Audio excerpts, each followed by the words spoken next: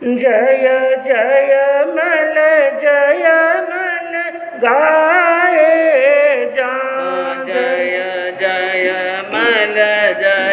मल गाए जा। श्रद्धा के पुष्प चढ़ाए जा। श्रद्धा के पुष्प चढ़ाए जा। जय जय मल गाए जा। जय जय मल गाए जा। पिता मोहन दास के प्यारे थे। पिता मोहन दास जी के प्यारे थे। महिमा के नयन सीता रे थे। महिमा के नयन सितारे थे। चरणों में शीश झुका रे जा। चरणों में शीश।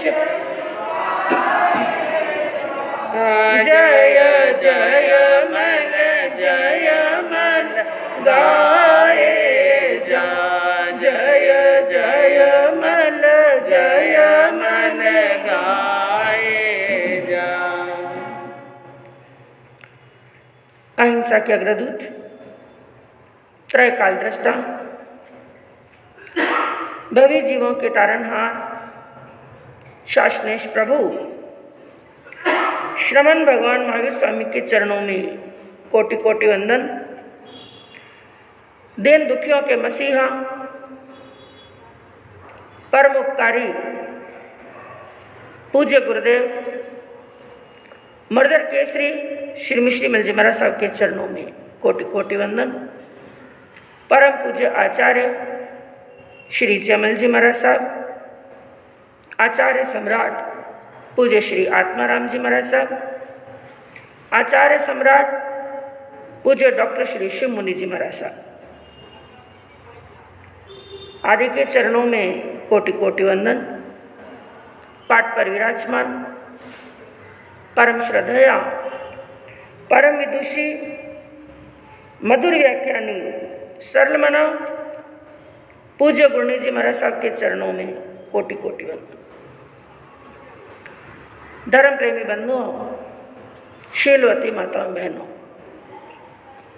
आज बड़ा ही परम हर्ष का दिवस है कि आज हमारे श्री संघ के तत्वावधान के अंदर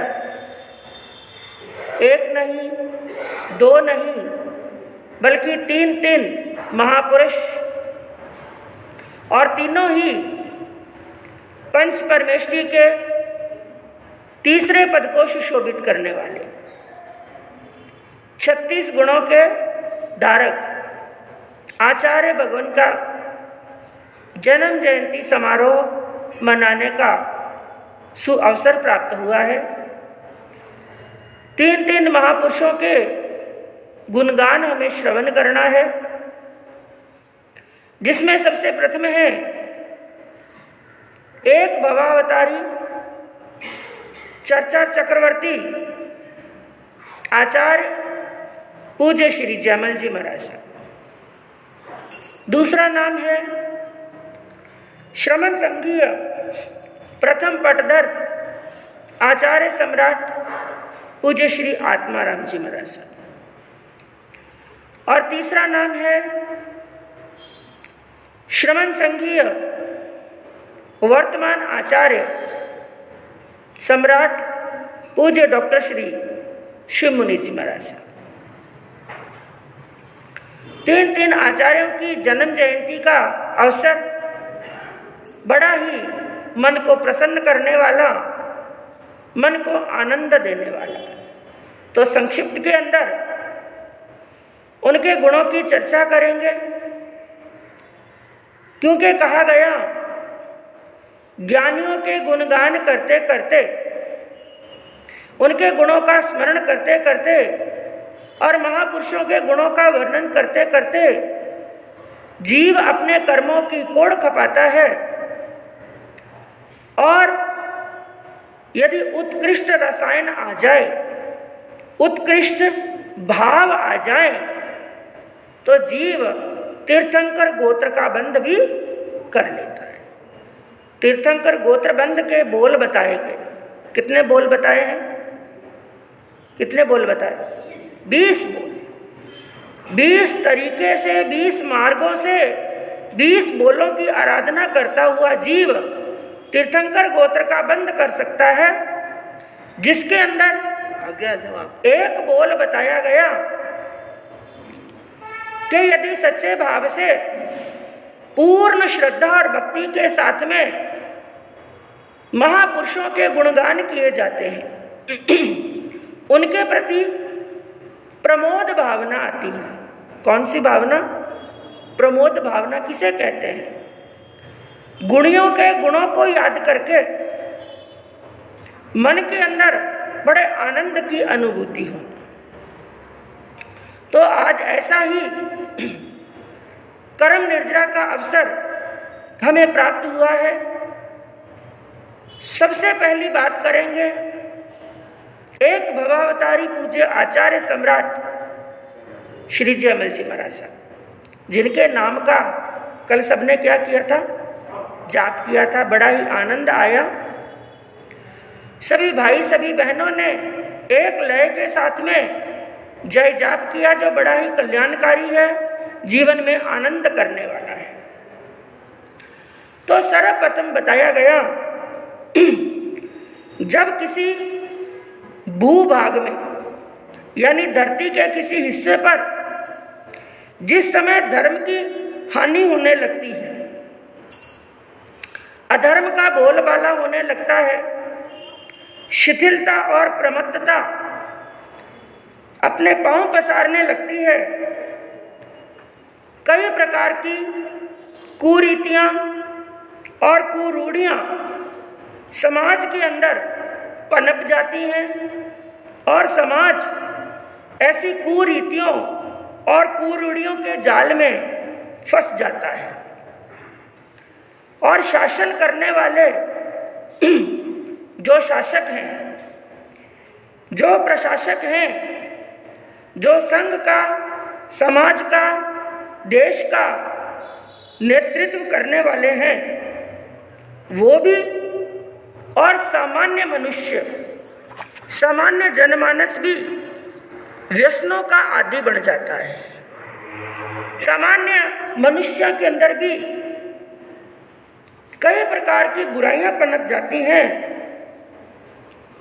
अन्याय और अत्याचार का बोलबाला होने लगता है। जो राजा हैं, शासक हैं, प्रशासक हैं, जिनके हाथों के अंदर संघ और समाज की, पूरे देश की डोर जिनके हाथ में होती है, वो प्रशासक भी सुरा, सुराही और सुरवाला, यानी स्त्रियों के मोह के अंदर, मद के नशे में और अहंकार के नशे में चूर हो जाते हैं। अपने कर्तव्य को भूल जाते हैं, केवल अपना अधिकार जमाते हैं। अधिकार ही याद रहता है। वो किस पद पर बैठे हैं, उनका क्या कर्तव्य है, अपने कर्तव्य को भूल जाते हैं। जब ऐसी परिस्थितियां देश में होती हैं, तो उस समय के अंदर समाज को सुधारने के लिए, समाज को सन्मार्ग पर लाने के लिए, शिथिलता को दूर करके, मिथ्यात्व के अंधकार को मिटाकर समचित की मशाल जगाने के लिए समय समय पर महापुरुषों का जन्म हुआ है। पहले भी हुआ है, आज भी होता है और भविष्य के अंदर भी होगा।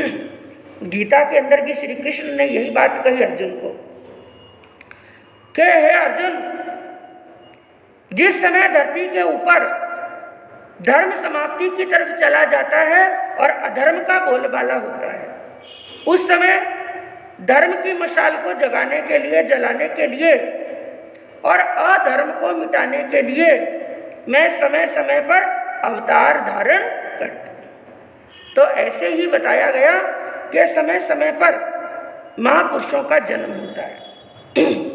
और जिस समय पूज्य श्री जयमल जी महाराज साहब का जन्म हुआ, उस समय की परिस्थितियां भी बंधुओं कुछ लगभग ऐसी ही बनी हुई थी। चाहे वो राजनीतिक परिस्थितियां हैं, चाहे वो धार्मिक परिस्थितियां हैं, चाहे वो सामाजिक परिस्थितियां हैं, सब परिस्थितियों में विकृति आ चुकी थी। जैसे राजनीतिक परिस्थितियां, कहा गया कि जय जन्म के समय, यानी जयमल जी महाराज साहब के जन्म के समय के अंदर ऐसी परिस्थितियां थी कि पूरे भारत में मुगलों का शासन था। किसका शासन था? मुगलों का शासन था। और जो यवन शासक, मुगल शासक थे, वो बड़े ही अन्यायी थे, बड़े ही अत्याचारी थे। साक्षात कह सकते हैं कि अन्याय और अत्याचार की साक्षात प्रतिमूर्ति थी। और इस कारण से जब शासक अन्यायी और अत्याचारी हो जाते हैं, जो सामान्य जन हैं, सामान्य जो मनुष्य हैं, उनका जीवन भी क्षत विक्षित हो जाता है, उनके जीवन की शांति भंग हो जाती है और उनका जीवन विनाश की ओर जाने लगता है। तो उस समय चारों तरफ अराजकता फैली हुई थी, अन्याय फैला हुआ था और अशांति। और रही बात धार्मिक परिस्थितियों की, धार्मिक परिस्थितियां भी बड़ी विकट थी, क्योंकि उस समय के अंदर एक तो पोतियाबंद साधु और एक यति वर्ग, उनका ज्यादा बोलबाला था।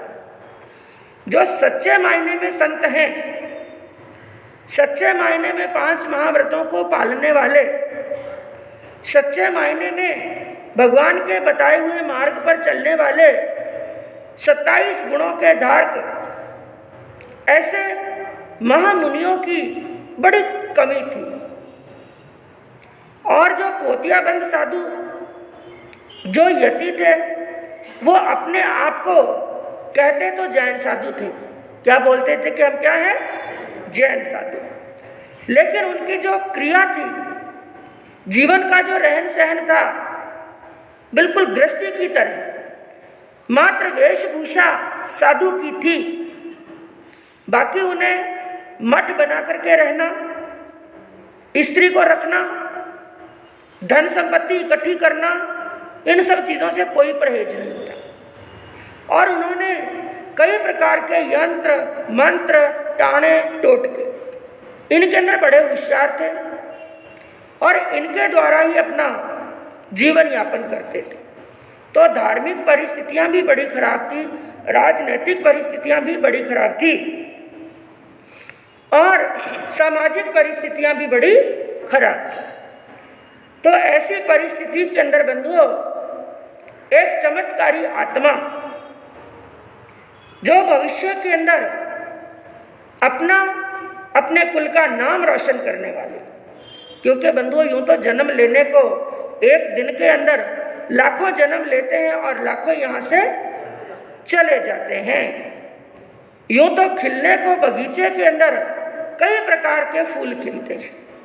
तो एक कवि ने क्या कहा, हर समुद्र में ना मोती सदा निकलते। एक गोताखोर समुद्र में डुबकी लगाता है, उसके हाथ में बहुत कुछ आता है, लेकिन हर बार कीमती मोती 100 बार हाथ डाला, 99 बार तो कंकर निकलते हैं और एक बार ही क्या निकलता है? मोती निकलता है। तो कहा, हर समुद्र में ना मोती सदा निकलते हैं, हर मजार पर ना यादों के दीप जलते हैं, बसंत जिनके महकने से धन्य हो जाए, बसंत जिनके महकने से धन्य हो जाए, वे फूल बाग में सदियों में कोई एक बार खिलते। तो ऐसा वो फूल था जो बड़े दृढ़ प्रतिज्ञा थी। एक बार जो प्रतिज्ञा कर ली, एक बार जो उन्होंने मन के अंदर जो ठान लिया, उसका पूरा करने के लिए कितना कुछ भी सहना पड़े, कैसा भी कष्ट सहना पड़े, वो उससे कभी उन्होंने अपना पांव पीछे नहीं हटाया। इसलिए उनके नाम के आगे एक उपमा लगती है, भीष्म प्रतिज्ञाधारी। कौन सी प्रतिज्ञा? भीष्म। जैसे महाभारत के अंदर भीष्म पितामह ने प्रतिज्ञा धारण की थी आजीवन ब्रह्मचारी रहने, ऐसी ही प्रतिज्ञा धारण की पूज्य आचार्य श्री ने, जिनका जन्म हुआ विक्रम संवत 1765 भाद्रपद शुक्ला 13 को लांबिया के अंदर। पिता का नाम कामदार श्रीमान मोहनदास जी सा मेहता और माता का नाम श्रीमती महिमा देवी। और महिमा देवी ने ऐसे पुत्र को जन्म दिया जिनके नाम की महिमा चारों दिशाओं के अंदर फैल गई। कहते हैं कि जिस समय माता के प्रसव का समय था, यानी बच्चे के जन्म होने का समय था, उसी समय मोहनदास जी जो राजकाज में काम करते थे, और उस समय राजा का आदेश आया और कामदार साहब को समाचार मिले कि कुछ खूंखार डाकू दल है, ऐसे डाकू जो किसी की पकड़ में नहीं आ रहे हैं, उन डाकुओं के साथ में युद्ध करना है और जिनको यहाँ से खदेड़ देना है, जिन पर विजय प्राप्त करनी है। और उस समय राजा का आदेश होते ही कामदार साहब सेना लेकर के जाते हैं, कुछ सिपाहियों को साथ में लेकर के गए और डाकू दल के साथ में युद्ध हो रहा था। युद्ध भी बड़ा भयंकर चला, बड़ा जोरदार युद्ध चला, और इधर युद्ध करते करते मेहता जी को विजय प्राप्त हुई और इधर घर में पुत्र का जन्म हुआ। पुत्र का जन्म हुआ, पिता को जय प्राप्त हुई। तो मन के अंदर विचार किया, जिसने आते ही पिता को क्या दिलाई है? विजय दिलाई है, जय दिलाई है, तो ऐसे बच्चे का नाम क्या रखना चाहिए? जयमल। जैसे प्रभु महावीर के जन्म वांछन पर आपने सुना कि प्रभु महावीर का जीव मां की गर्भ में आया, उस समय राजा सिद्धार्थ के महलों के अंदर एक चीज नहीं, हर चीज की वृद्धि होने लगी। कोष में भी वृद्धि होने लगी, हाथी घोड़ों में, पशुधन में वृद्धि होने लगी, नाम और यश में भी वृद्धि होने लगी, खान पान की वस्तुएं और वस्त्र, हर चीज के अंदर वृद्धि होने लगी। इसलिए जन्म से पहले ही माता पिता ने एक धारणा बना ली थी कि जब हमारे पुत्र का जन्म होगा, इस पुत्र का नाम क्या रखेंगे? वर्धमान, बढ़ता हुआ, जिसके आने से सब कुछ वृद्धि को प्राप्त कर रहा है। उसी प्रकार पिता को जय मिली तो नवजात शिशु का नाम रखा गया जयमल, जिन्होंने अपने जीवन के अंदर हर क्षेत्र के अंदर विजय प्राप्त की। अब बच्चा बड़ा होने लगा, स्कूल का जो अध्ययन करना था वो अध्ययन कराया गया।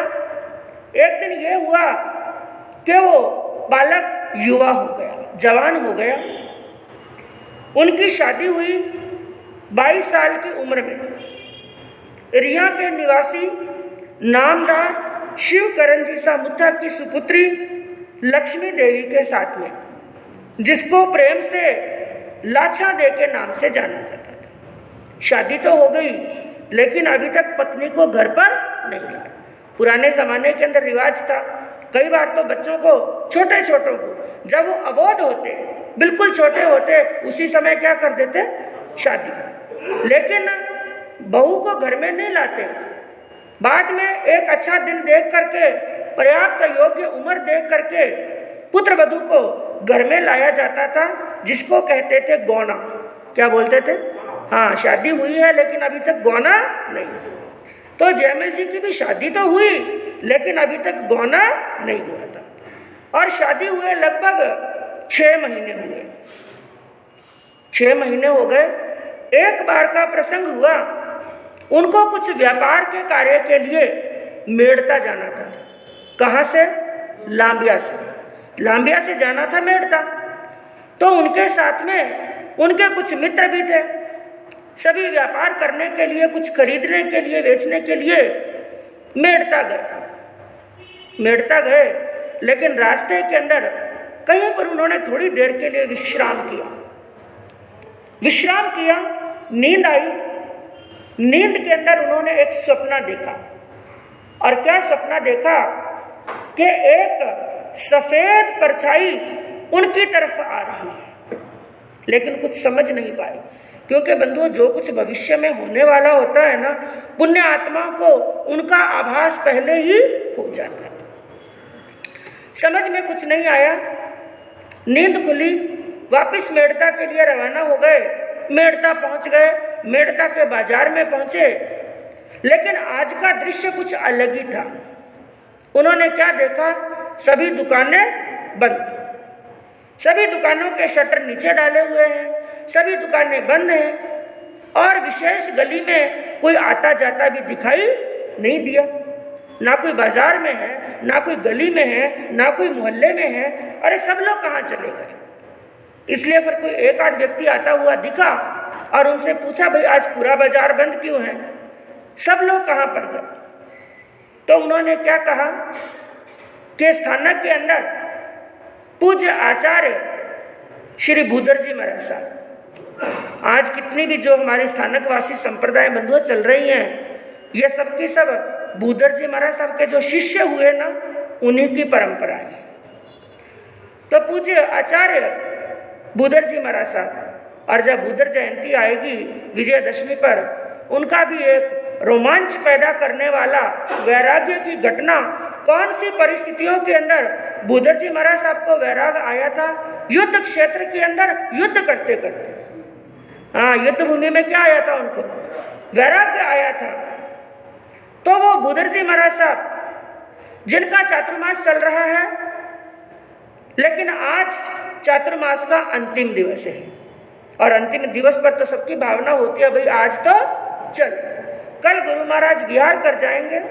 तो आज चातुर्मास का अंतिम दिवस है, इसलिए सभी आचार्य श्री का प्रवचन सुनने के लिए, दर्शन वंदन करने के लिए सब गए हुए हैं। और चातुर्मासिक पक्षी है, इसलिए सबकी दुकानें क्या है? मंगल। तो समझ गए आज बाजार खुलने वाला नहीं, आज अपना काम तो होगा नहीं। कुछ मित्र कहने लगे, अरे भाई आज अपना काम नहीं होगा, इसलिए चलते हैं किसी बाग में, किसी बगीचे में, थोड़ी देर बैठेंगे, बातचीत करेंगे, गप्पे शप्पे उड़ाएंगे। लेकिन 2-4 मित्रों की ये इच्छा थी, लेकिन जयमल जी ने कहा, अरे भाई गप्पे शप्पे लड़ा करके क्या करेंगे? इतना बड़ा दिन है, सभी संतों के दर्शन करने के लिए चले तो हम भी चल रहे। आखिर सबको बात माननी पड़ी और सभी मित्र जयमल जी की बात मान करके पहुंच गए स्थानक के अंदर। धर्म सभा में प्रवचन चल रहा था और बंधुओं, जो हलुकर्मी आत्माएं होती हैं, जिनका मोक्ष बड़ा निकट होता है, जो शीघ्र ही मोक्ष स्थान को प्राप्त करने वाली होती हैं, उनको ज्यादा लंबा चौड़ा प्रवचन सुनने की भी आवश्यकता नहीं। उस समय प्रवचन चल रहा था भूधर जी महाराज साहब, जिन्होंने श्रीमद् उत्तराध्ययन सूत्र के 3रे अध्ययन की पहली गाथा पर प्रवचन दिया। चत्तारी परमम गाणी दुल्लहाणी है जंतुनो, माणु सत्तम सुई सद्दा संजममी अवीर। 4 अंगों की प्राप्ति होना परम दुर्लभ है। और पुरुषार्थ पराक्रम के ऊपर प्रवचन चल रहा था, जिनके अंदर दृष्टांत दे रहे थे सुदर्शन सेठ का। कौन सा उदाहरण? ये अंतगढ़ वाले सुदर्शन सेठ नहीं है, ये और सुदर्शन सेठ हुए, जो अपने शील के अंदर, अपने व्रतों के अंदर बड़े अडिग थे। उनकी घटना चल रही थी। उन घटना के अंदर संक्षिप्त के अंदर मैं आपको बताऊं कि एक रानी जो सुदर्शन सेठ की सुंदरता, उनका लावण्य, उनकी युवा अवस्था देख करके जो उन पर मोहित हो गई थी, अपनी इच्छा पूर्ण करना चाहती थी, लेकिन सुदर्शन सेठ ने बात का मना कर दिया। इसलिए रानी ने देखा कि पासा क्या पड़ गया है, उल्टा। इसलिए राजा के सामने उल्टी शिकायत लगाई कि सुदर्शन सेठ की गलत नजर मेरे ऊपर है। और राजा लोगों के बारे में जानते हैं, ये जो बड़े ऊंचे पदाधिकारी होते हैं ना, इनके कान क्या होते हैं, कच्चे होते हैं। बाद में चाहे पश्चाताप करें, तो राजा ने रानी की बात सुनी और आदेश लगा दिया कि सुदर्शन सेठ को सूली पर चढ़ा दिया जाए। सुदर्शन को सूली पर चढ़ाने की तैयारी हुई। पूरी जनमेदनी यह दृश्य देखने के लिए आई। सभी लोग यह दृश्य देख रहे हैं। और जैसे ही सूली पर सुदर्शन सेठ को चढ़ाया जाने लगा, सुदर्शन सेठ ने अपने धर्म को याद किया, अपने भगवान को याद किया और एक ही मन के अंदर भावना, भाई अगर मैं गलत हूं, अगर मैं अधर्म के मार्ग पर चल रहा हूं, तो मैं मृत्यु का वर्ण करने के लिए तैयार हूं। अपने धर्म को, अपने भगवान को याद किया। और बंधुओं, कहते हैं सत्य जो है और सत्य पर चलने वाला जो मनुष्य है, उसे जीवन के अंदर थोड़ा कष्ट तो जरूर प्राप्त करना पड़ता है, लेकिन विजय सत्य की ही होती है। तो सूली पर चढ़ाया गया, लेकिन उनके धर्म का, उनके शील का प्रभाव देखिए कि वो सूली भी क्या बन गई थी, सिंहासन। पूरी जनमेदनी ये दृश्य देख रही थी और इस घटनाक्रम को सुन कौन रहे थे, जयमल जी। भूधर जी महाराज साहब फरमा रहे थे कि सूली का सिंहासन बन गया। और इस घटना ने, सुदर्शन सेठ की इस घटना ने जयमल जी पर ऐसा प्रभाव डाला, ऐसा प्रभाव डाला कि उनके शील का ऐसा प्रभाव हो गया, उनके व्रतों की अडिगता का ऐसा प्रभाव हो गया कि सूली क्या बन गई है, सिंहासन बन गई है। उसी समय इतनी जनमेदनी के बीच में, हजारों की जनमेदनी, इतनी भीड़ के बीच में वो युवक खड़े हुए, जयमल जी खड़े हुए और खड़े होकर के अपने जीवन की पहली प्रतिज्ञा, उन्होंने अपने जीवन में 1-2 प्रतिज्ञाएं नहीं ली, कई प्रतिज्ञाएं ली। सबसे पहली, सबसे कठोर, सबसे कठिन और सबसे भीषण प्रतिज्ञा अंगीकार की। और खड़े होकर के इतने लोगों के बीच में पूज्य श्री भूधर जी महाराज साहब को कहने लगे कि गुरुदेव, मुझे आजीवन के लिए, यानी जीवन के अंतिम क्षण तक के लिए, मुझे आजीवन के लिए ब्रह्मचर्य व्रत धारण करवा दीजिए। जीवन भर तक ब्रह्मचर्य का पालन करूंगा। सुदर्शन ने तो सीमित व्रत का पालन किया, क्योंकि अपने पत्नी की क्या रखी, मर्यादा। सुदर्शन सेठ ने तो सीमित व्रत का पालन किया, इसलिए उसके तो सूली से क्या बन गया, सिंहासन। लेकिन मैं सीमित व्रत का नहीं, पूर्ण ब्रह्मचर्य का पालन करूंगा। और मुझे सूली काटनी है, कौन सी, चतुर्गति की सूली काट करके मोक्ष के सिंहासन पर विराजमान होना। ऐसी बात सुनी, सभी लोग वहां पर बैठे हैं, हक्के बक्के रह गए, सबके रोंगटे खड़े हो गए। जो सभा के अंदर थोड़ा बोलचाल भी हो रही थी ना, हलन चलन हो रही थी, पूरी सभा में क्या छा गया, सन्नाटा छा गया। सबकी दृष्टि, एक दृष्टि है जयमल जी के ऊपर और दूसरी दृष्टि किस पर है, भूधर जी महाराज साहब के ऊपर। अब जयमल जी आगे क्या करेंगे और इसका जवाब भूधर जी महाराज साहब क्या देंगे। थोड़ी देर तक भूधर जी महाराज साहब ने भी कुछ जवाब नहीं दिया, लेकिन जयमल जी अडिग होकर के खड़े हैं और पूरी सभा दोनों की तरफ देख रही है और धीरे धीरे आपस में खुसर पुसर भी होने लगी। कुछ लोग कहने लगे, धन्य है इस युवा को, इस जवानी की अवस्था के अंदर घर बार का त्याग करके और जीवन भर के लिए ब्रह्मचर्य व्रत अंगीकार करना चाहता है। कुछ लोग तो धन्यवाद देने लगे, क्योंकि ये बंधु दुनिया है, एक ही समय के अंदर एक ही घटना को देख करके वहां पर 5 व्यक्ति खड़े हैं तो पांचों की चिंतन धारा क्या होती है? अलग। कोई तो कहने लगे धन्य है और कुछ लोग कहने लगे क्या खाक धन्य है। ये सब कहने की बातें हैं, ये सब बचपने की बातें हैं। ये जहां पर बैठे हैं ना, प्रवचन के अंदर बैठे हैं ना, इसलिए बड़ी बड़ी क्या आती है बातें आ रही हैं। और कुछ क्या कहने लगे, अरे भाई अभी अभी तो शादी हुई है, गौना तो अभी तक हुआ नहीं, ऐसे कैसे पत्नी को छोड़ देंगे, अपने कर्तव्य से विमुख कैसे हो जाएंगे। और कुछ लोग कहने लगे अरे संतों को भी कुछ समझना चाहिए, वो तो ज्ञानी है, ये तो अभी बालक है, ये तो ना समझ है, उनको बचकान कराने से पहले एक नहीं 100 बार सोचना चाहिए। और कुछ लोग वहां से उठ करके भागे फटाफट। कुछ कहने लगे अरे जाकर इनके ससुराल वालों को समाचार दो, और कुछ कहने लगे जाकर इनके माता पिता को समाचार दो। इधर उधर खूब खुसर फुसर हो रही है। लेकिन जयमल जी महाराज साहब अड़िग, उन्होंने एक ही बात कही, गुरुदेव जब तक आप मुझे प्रतिज्ञा नहीं कराओगे मैं नीचे बैठूंगा ही नहीं, मुझे प्रतिज्ञा करा दीजिए। उनको ऐसा अड़िग देखा। और बंधुओं, जो पुराने संत होते थे ना, उनके पास में ऐसा ज्ञान और त्याग का ऐसा प्रभाव होता था कि वो भविष्य में क्या होने वाला है उस व्यक्ति का चेहरा देख करके वो सब कुछ भांप लेते थे। उनकी ऐसी अडिगता देखी तो जीवन भर के लिए ब्रह्मचर्य का पालन का उनको नियम करवा दिया। और इधर देखिए, ये समाचार पहुंचे उनके ससुराल वालों तक, गांव वालों तक, उनके माता और पिता तक, सबके पास में समाचार पहुंचे। और सब लोग भागते हुए, कोई बैलगाड़ियों में, कोई पैदल, कोई किसी साधन से, कोई किसी साधन से, पूरा गांव, पूरा मोहल्ला, पूरा शहर, उनके परिवार के सदस्य और ससुराल के सदस्य क्या हो गए, इकट्ठे हो गए।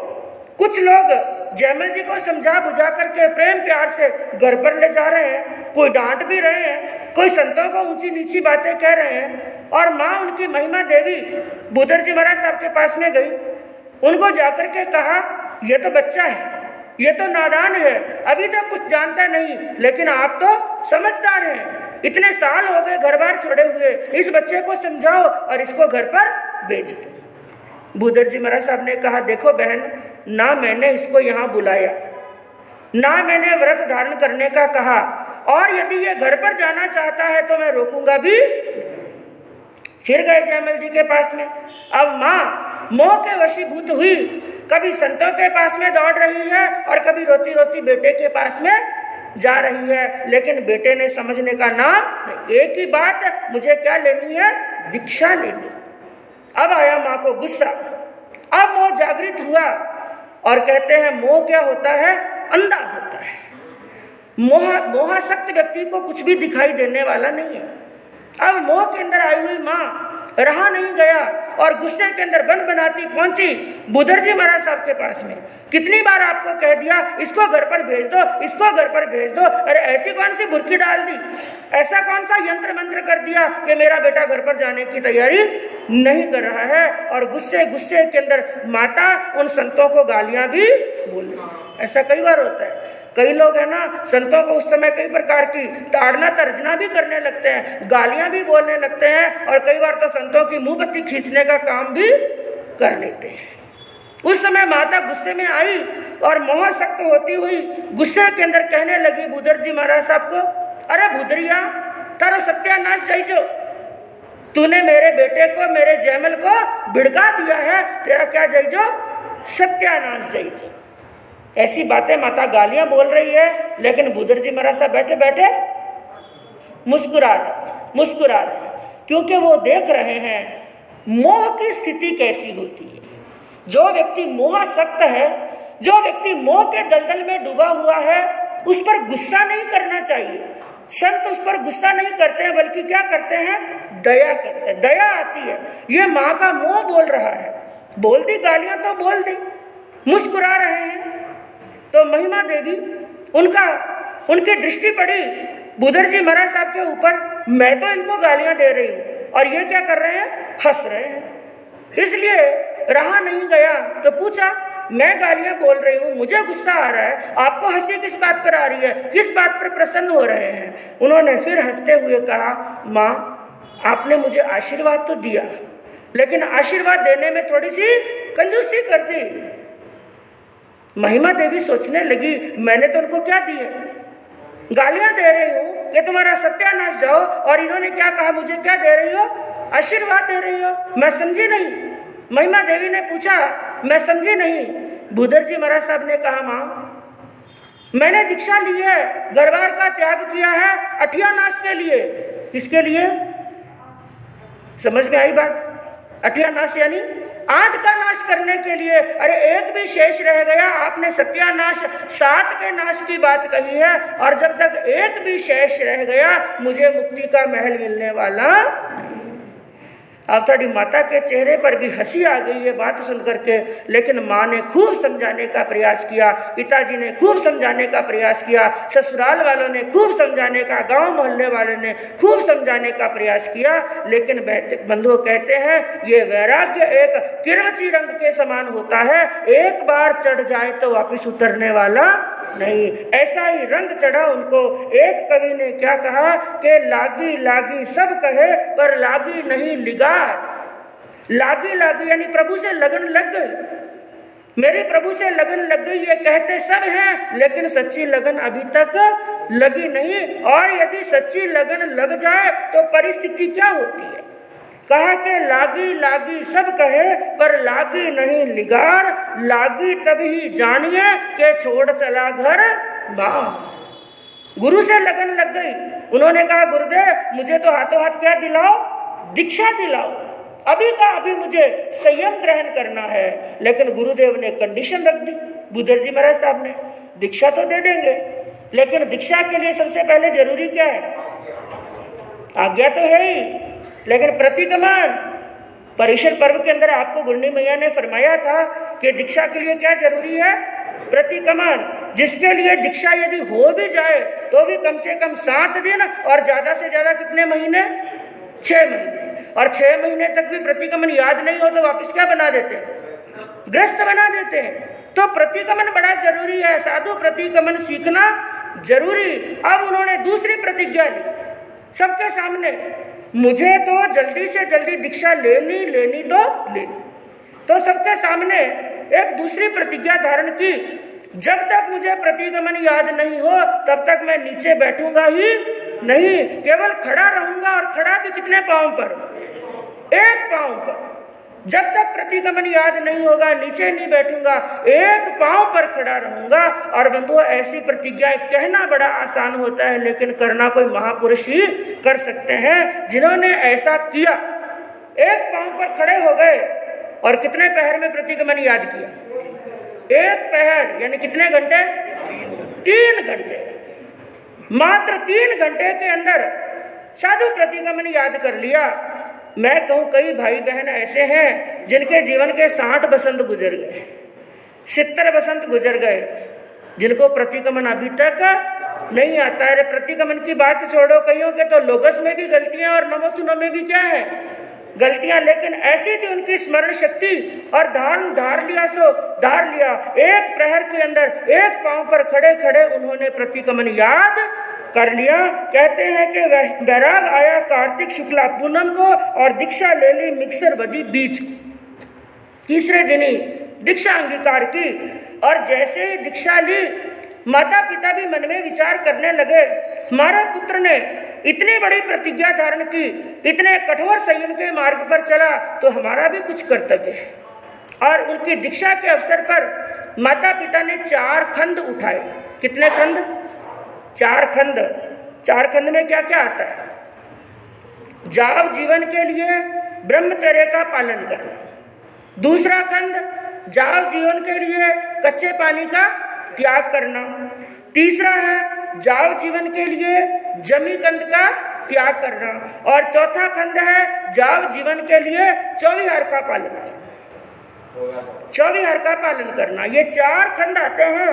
उन्होंने सोचा हम इस अवस्था के अंदर इतना कठोर मार्ग तो अंगीकार नहीं कर सकते हैं, लेकिन हमारा भी कुछ कर्तव्य है। हम अपने बेटे के त्याग के संयम के समय के अंदर हम भी कुछ ना कुछ क्या करें? त्याग करें। अब बंधुओं इन परिस्थितियों के अंदर उनकी दीक्षा हुई, और दीक्षा लेते ही अब उन्होंने तीसरी और चौथी 2 प्रतिज्ञाएं और धारण की। सबसे पहली प्रतिज्ञा कौन सी थी? जीवन भर के लिए ब्रह्मचर्य का पालन करना। दूसरी प्रतिज्ञा कौन सी की? प्रतिगमन याद नहीं हो तब तक नीचे बैठना ही नहीं। अब दीक्षा लेते ही उन्होंने 2 प्रतिज्ञाएं और धारण की कि जब तक मेरे गुरुदेव की छत्र छाया रहेगी तब तक एकांतर तप करूंगा। क्या करूंगा? एकांतर तप चलेगा जब तक गुरुदेव की छाया यानी गुरुदेव का आशीर्वाद मेरे पर रहेगा। और यदि गुरुदेव देवलोक हो गए, गुरुदेव देवलोक हो गए, उसके बाद में जब पारना आएगा और पर्व तिथियां आएंगी, यदि पारना किसी पर्व तिथि के दिन है तो किसी भी विजय का सेवन नहीं, 5 विजयों का मैं त्याग रखूंगा। ऐसी प्रतिज्ञाएं बंधुओं धारण की। अब ऐसी प्रतिज्ञाएं धारण करने के बाद में शुरू हुआ उनका कठोर संयम जीवन। उस समय का संयम जीवन भी बड़ा कठोर था, बड़ी चुनौतियां भरी हुई थी। जिनके सामने पोतियाबंद साधु थे, यति वर्ग था, जिन्होंने अपने पांव अच्छी तरह से जमा रखे थे। संघ और समाज के अंदर अपने आप को ऐसा प्रस्तुत कर रखा था और सभी संघ और समाज की उनके प्रति क्या थी? श्रद्धा थी। उनके खूब भक्त बन चुके थे। इसलिए उस समय के अंदर गांव-गांव में जाना, उन लोगों के बीच में प्रवचन करना, वहां पर विचरण करना, वहां पर गोचरी करना, उस समय के सच्चे साधुओं के लिए कोई सहज कार्य नहीं था। लेकिन उन्होंने जगह जगह पर जाकर के पोतियाबंद साधुओं के साथ में, यतियों के साथ में कई प्रकार की चर्चा वार्ता की। सबसे पहली उनकी चर्चा हुई पिपाड़ के राता उपाश्रय के अंदर, जहां पर उनको विजय प्राप्त हुई। इसलिए उनके नाम के आगे एक उपाधि और लगती है। कौन सी? चर्चा चक्रवर्ती। कौन सी? जहां पर भी उन्होंने चर्चा की, चर्चा का मतलब शास्त्रार्थ किया, आगमों में क्या लिखा हुआ है, शास्त्रार्थ कहीं पर भी किया, उनको हमेशा विजय प्राप्त हुई। वो बहुत ही बहुआयामी व्यक्तित्व के धनी थे। बड़े ही ओजस्वी, तेज और पुरुषार्थी, बड़े ही उत्साही और लगनशील थे, दृढ़ चारित्रधारी, नैसर्गिक प्रतिभा के धनी थे, क्षमा श्रमण थे और अप्रमत्त था। उनके जीवन में क्या था? अप्रमाद था, अप्रमत्तता, जिसका सबसे बड़ा उदाहरण है, उनकी अप्रमत्तता का सबसे बड़ा उदाहरण है कि जिन्होंने अपने जीवन के अंदर 50 वर्षों तक आडा आसन नहीं किया। कितने वर्षों तक? बंधु जब इसको सुनते हैं ना, मात्र कल्पना करने से रोंगटे क्या हो जाते हैं। हाँ, जैसे रात हुई 9 बजी, 9:30 बजी, 10 बजी, उसमें क्या होता है कि अब लेट गए। कोई हमें कहे कि आज आपको नींद बैठे बैठे लेनी है, कितने घंटे तक ले सकते हैं? पूरी रात बैठे रह सकते हैं। एक रात बैठना भी क्या है? मुश्किल। दिन में थक जाते हैं तो दिन में भी क्या लेनी पड़ती है? नींद। उन्होंने 50 वर्षों में नींद ली, ऐसी बात नहीं है कि नींद नहीं ली, नींद ली, लेकिन कैसे ली? बैठे बैठे। यह प्रमत्तता की सबसे बड़ी एक मिसाल है बंधु उनके जीवन के अंदर। और उनकी स्मरण शक्ति कैसी थी, जिसके लिए बताया, एक बार उन्होंने मात्र 1 पहर के अंदर 5 आगम कंठस्थ किए। कितने आगम? 5 आगम। और दीक्षा हुई पहले ही चातुर्मास के अंदर 11 आगम कंठस्थ किए। मात्र 3 वर्षों के अंदर जिन्होंने 32 आगम क्या कर लिए थे? कंठस्थ। ऐसी स्मरण शक्ति होती है बंधुओं। पूज्य गुरुदेव का भी ऐसा ही एक किस्सा आता है कि द्विशत पनत्ती 265 श्लोकों को, 265 श्लोक थे महाभारत के, जो प्रसन्न चंद्र राज ऋषि ने सुनाए। और पूज्य गुरुदेव मर्दर केसरी जी जो वैराग्य की अवस्था के अंदर थे, उन्होंने एक बार सुनकर के 265 के 265 क्या कर लिए थे? याद कर लिए थे। तो पुराने संतों की ऐसी यादाश्त होती थी। और समय समय पर उन्होंने कई राजाओं को प्रतिबोध भी दिया और उनको अपने आचार्य पद का भी कोई लोभ नहीं था।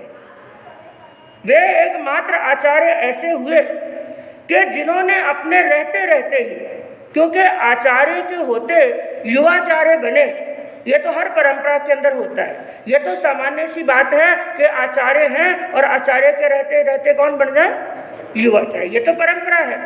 लेकिन उन्होंने अपने जीवन के अंदर पूरे संघ और समाज को एक मिसाल दी उन्होंने क्या देखा, अब मेरा शरीर अशक्त हो चुका है। जब उनके जीवन का कुछ समय नजदीक आया, उन्होंने जान लिया मुझे अब केवल आत्मा के लिए ही जीना है। संघ के लिए बहुत कर लिया, समाज के लिए मैंने बहुत कुछ कर लिया, अब मुझे केवल आत्मा के लिए जीना है। और यदि मुझे आत्मा का ही काम करना है तो साथ में इस पद के भार को संभाल करके रखना क्या है, बड़ा कठिन। इसके कई कर्तव्य हैं, कई ड्यूटियां हैं। इसलिए उन्होंने अपने रहते रहते और उनके देवलोक होने से लगभग 13 साल पहले, कितने साल पहले, 13 साल पहले पूज्य रायचंद जी महाराज साहब को उन्होंने आचार्य बना दिया और खुद उस पद से क्या हो गए, मुक्त हो गए। क्योंकि बंधुओं, पद का मोह छोड़ना अच्छे अच्छों के लिए बड़ा मुश्किल होता है। तो कहने का तात्पर्य क्या है, और उन्होंने कैसी घोर कठोर तपस्या की, जिनका वर्णन भी हम गुरुनाथ जी महाराज साहब से श्रवण करेंगे। और दूसरे आचार्य श्रमण संघ के प्रथम पटदर पूज्य आत्माराम जी महाराज साहब, उनके बारे में भी कुछ संक्षिप्त के अंदर बताने का प्रयास करूंगी। आत्माराम यथा नाम तथा गुण, अपनी आत्मा के राम थे, अपनी आत्मा में रमण करने वाले थे, और जिनके अंदर कैसी सहिष्णुता थी और कैसी उनकी सहिष्णुता की पराकाष्ठा, कैसी सहन शक्ति, उसका एक उदाहरण बताती हूं मैं आपको। पूज्य श्री आत्माराम जी महाराज सन 1953 की बात है। पूज्य आचार्य श्री लुधियाना में विराजमान थे और एक बार ध्यान नहीं रहा और 16 फुट की ऊंचाई से नीचे गिर गए। कितनी ऊंचाई से? 16 फुट की ऊंचाई से नीचे गिर गए। नीचे गिरे, बैलेंस पूरा बिगड़ गया और कुल्ले की हड्डी टूट गई। कुल्ले की हड्डी टूटी और श्रावक लोग अस्पताल में ले जाने लगे। पहले तो आचार्य श्री ने वहां पर जाने का ही मना कर दिया, लेकिन संघ वालों ने, समाज वालों ने, श्रावकों ने बहुत जोर डाला, गुरुदेव बड़ी वेदना है, इलाज जरूरी है। लोगों की बात मान करके, समाज की, संघ की बात मान करके पूज्य श्री हॉस्पिटल में जाते हैं इलाज के लिए। ऑपरेशन थिएटर में ले जाया गया। ऑपरेशन करने की तैयारी हुई और ऑपरेशन करने से पहले डॉक्टर लोग क्या करते हैं, बेहोश करते हैं पेशेंट को। आजकल तो क्या है, जिस हिस्से में ऑपरेशन करना हो उस हिस्से को ही शून्य किया जाता है, लेकिन पहले इतने साधन नहीं थे। ऑपरेशन करना हो तो पूरा क्या करते थे, बेहोश, पूरा बेहोश किया जाता था। जब सुन करने की बारी आई तो आचार्य श्री ने डॉक्टर को क्या कहा, वो डॉक्टर एक ईसाई था, जाति से ईसाई था। उस डॉक्टर को क्या कहा, डॉक्टर साहब आप मुझे बेहोश मत कीजिए। डॉक्टर साहब हैरान, इतना बड़ा ऑपरेशन, और ऑपरेशन भी कोई छोटा मोटा नहीं, जंगा के अंदर राड डालनी थी और वो भी पूरे 16 इंच की। मैं कोई छोटा मोटा घाव हो जाए ना, 2-4 टांके लगाने हो, उस समय भी हम खुद ही डॉक्टर को बोल देते हैं कि पहले क्या कर दो भाई, सुन कर दो। एक दांत निकालना हो तो भी पहले क्या कर दो, सुन। और कई बार तो एक इंजेक्शन लगाने से जगह सुन नहीं होती है, नहीं अभी सुन नहीं हुआ, एक इंजेक्शन और लगा। लेकिन पूज्य आचार्य श्री ने क्या कहा, ऑपरेशन करना करो, लेकिन मुझे बेहोश करने की आवश्यकता नहीं। लेकिन एक बात का ध्यान रखना, मैं ध्यान में जाऊंगा। क्या करूंगा, ध्यान में जाऊंगा। और जब आपको लगे कि मैं पूर्ण ध्यान के अंदर चला गया तो मेरा क्या कर देना, ऑपरेशन। डॉक्टर भी हैरान, उनके भी हाथ सूझने लगे, लेकिन उनकी ऐसी अडिगता को देखा, कहा ठीक है। ऑपरेशन शुरू हो गया। कहते वो ऑपरेशन 3 घंटा तक चला। 3 घंटे के बाद में ऑपरेशन भी पूरा हो गया। कोई हाय की, कोई त्रास की, किसी प्रकार की मैं को कहां से काटा नहीं होगा, कहां से छेदा नहीं होगा, कहां से भेदा नहीं होगा। 16 इंच की राड डाली। 3 घंटे के बाद में ऑपरेशन पूरा हुआ। उसके बाद में भी 1 घंटा निकल गया। 4 घंटे के बाद में आचार्य श्री अपने ध्यान से बाहर आए, धीरे धीरे आंख खोली और बड़ी मधुर आवाज के अंदर डॉक्टर को पूछा, डॉक्टर साहब ऑपरेशन हो गया क्या? क्या पूछा, ऑपरेशन हो गया क्या? डॉक्टर की आंखों में भी भावुकता के आंसू आ गए और उनके मुख से क्या निकला, उन्होंने कहा, पूज्य श्री आज दिन तक हमने ईसा मसीह की सहिष्णुता की उनकी सहन शक्ति की केवल बातें पढ़ी थी और सुनी थी कि जब उनको क्रॉस पर चढ़ाया जा रहा था वो तो बड़े शांत थे, ये बातें केवल पढ़ी और सुनी थी, लेकिन आज ये दृश्य अपने आंखों से हमने देख लिया है। और बंधुओं, वो प्रज्ञा चक्षु थे। प्रज्ञा चक्षु यानी उनकी इन द्रव्य आंखों की ज्योति तो चली गई थी, क्योंकि उन्होंने अपने जीवन के अंदर 35 वर्षों तक एकाशन तप किया। और वो भी किस लिए? तपस्या तो करनी है, कर्मों की निर्जरा करने के लिए, लेकिन उनका लक्ष्य क्या था? वो 32 आगमों पर टीकाएं लिखते थे। क्या लिखते थे? एक आगम पर नहीं, कितने आगमों पर लिखी? 32 आगमों पर जिन्होंने टीकाएं लिखी, तो 3 ही वक्त भोजन करने के लिए बैठेंगे तो लिखने का और पढ़ने का समय कब मिलेगा? इसलिए उन्होंने निर्णय कर लिया, जब तक 32 आगमों पर टीकाएं नहीं होती हैं तब तक मुझे केवल भोजन एक वक्त करना है। और इसमें समय लगा 35 वर्ष। 35 वर्षों तक उन्होंने वहां पर काम किया, टीकाएं लिखी, एकाशन तप किया, लेकिन इतना लिखा पढ़ी करने के कारण से एक दिन यह हुआ, उनकी आंखों की ज्योति चली गई। लेकिन तप और त्याग का प्रभाव होता है जब द्रव्य चक्षुओं की ज्योति चली जाती है लेकिन भीतर के चक्षु खुल जाते हैं, इसलिए उनको प्रज्ञा चक्षु कहा गया। 32 आगमों पर टीकाएं लिख दी और उनकी स्मरण शक्ति, उनकी प्रज्ञा ऐसी थी कि एक बार कोई मंदिर मार्गी साध्वी जी पूज्य आचार्य श्री के पास में आए। उनको किसी प्रश्न का उत्तर जानना था। उन्होंने आकर आचार्य श्री से पूछा कि पूज्यवर, इस प्रश्न का समाधान कौन से आगम में मिलेगा? बस केवल इतना पूछा। और पूज्य आचार्य श्री की यादाश्त देखिए, उन्होंने जिन आंखों में बिल्कुल ज्योति नहीं, उन्होंने प्रश्न सुनते ही साध्वियों को कहा, इस प्रश्न का उत्तर फलाने आगम में मिलेगा, इतने उद्देश्यक में मिलेगा, इतने अध्ययन में मिलेगा, इतने नंबर गाथा में मिलेगा और इतने पेज नंबर पर मिलेगा। क्या बताया? हाँ, उद्देश्य, अध्ययन, गाथा और क्या बता दिया? Page number. यानी 32 आगमों की एक एक पेज पर क्या लिखा हुआ है, क्योंकि बंधुओं ये ज्ञान अंतर का था। चाहे ऊपर के चक्षु बंद हो गए थे, ऊपर के चक्षुओं की ज्योति चली गई थी, लेकिन भीतर के चक्षु खुल गए थे। और ऐसा नहीं बंधुओं, ऐसे और भी अनेक उदाहरण पूज्य आचार्य श्री के जीवन के अंदर है। एक बार कहते हैं उनको प्लेग की बीमारी की लपेट में आ गए। कौन सी बीमारी हो गई? प्लेग। जैसे आज 2-4 साल पहले महामारी आई कोरोना, उसी समय ऐसे भी पहले भी कई प्रकार की महामारियां आती थी, जैसे प्लेग जैसी बीमारी। पूरा गांव, पूरा नगर प्लेग की बीमारी के अंदर घिरा हुआ था और आचार्य श्री भी इस प्लेग की बीमारी की चपेट में आ गए। उनका इलाज करने के लिए आए डॉक्टर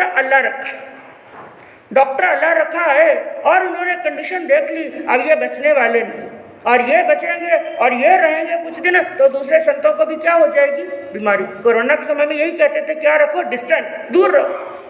तो उन्होंने मालूम ने क्या आया डॉक्टर के दिमाग के अंदर, उन्होंने उनको संख्या नाम का विष पिला दिया। दवा के स्थान पर क्या पिलाया? संख्या नाम का विष, जो सबसे खतरनाक होता है। वो एक बार पेट में चला जाए तो व्यक्ति बचने वाला। लेकिन बंधुओं, संत पुरुषों के शरीर के पुद्गल और परमाणु ही ऐसे शुद्ध होते हैं, उनके शरीर को स्पर्श करके अमृत भी क्या बन जाता है? विष भी क्या बन जाता है? अमृत बन जाता है। उनको विष पिलाया, लेकिन विष ने जैसे विष का काम नहीं किया बल्कि अमृत का काम किया। थोड़ी देर के बाद में थोड़ी घबराहट हुई, थोड़ी बेचैनी हुई और उनको 2-4 उल्टियां हो गई और ऐसा वमन हुआ कि पूरी बीमारी क्या निकल गई? बाहर निकल गई। उस विष ने भी अमृत का काम किया। ऐसे बंधुओं वो महापुरुष थे। और आज पूज्य आचार्य डॉक्टर श्री शिव मुनि जी महाराज साहब, जो श्रमण संघ की वागडोर को संभाल रहे हैं, चतुर्विद संघ को एक लाइन पर रखना और उनको जोड़ करके रखना, संजो करके रखना, और कई वर्षों से पूज्य आचार्य श्री के वर्षी तब भी चल रहा है। तो ऐसी महान आत्माओं के लिए कहा, उनके जितने भी हम गुण गाएं उतने ही कम है। और भगवान से प्रार्थना करते हैं उनके इतने गुणों में से एक आध गुण हमारे भीतर भी प्रवेश कर जाए तो हमारी आत्मा का इस भव्य पर भव्य कल्याण होगा। इसी भावना से शांति।